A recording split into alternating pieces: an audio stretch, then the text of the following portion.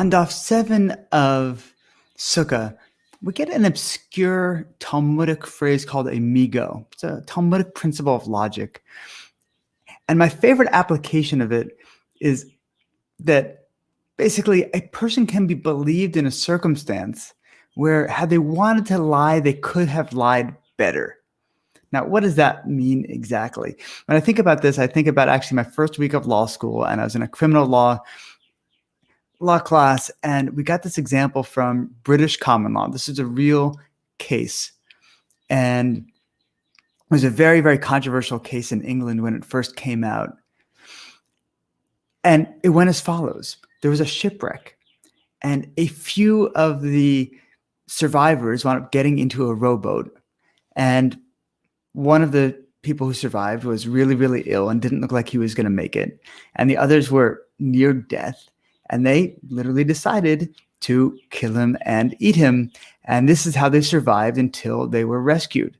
And when they got back to England, they were prosecuted for this, for killing somebody. They were prosecuted for murder.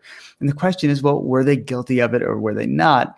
And they were indeed found guilty, though later sentenced to death and then later released from that. The question became, well, how do we know? Like they said that this guy was near death, but we have no evidence of that. How do we know they didn't kill somebody who was perfectly healthy? And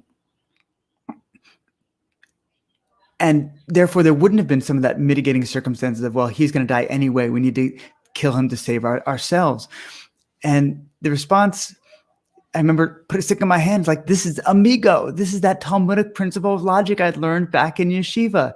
So what does it say? It says, if you wanted to lie, you could have lied better. In this case, they could have said, you know what? He never got on the boat with us, or he got on the boat with us and he died. It could have been very easy to get around it. Had they wanted to lie, they wouldn't have had to say, look, we killed this guy. The only evidence that they killed the guy was that they admitted to it. So because they're admitting to that, they're admitting to a higher level of guilt here. They can be believed when they say, but he was near death anyway. We can believe they had these kind of mitigating circumstances because clearly these guys are not lying. Had they wanted to lie, they could have lied so much better, and they didn't. Therefore, they have the credibility from what else they said can be believed.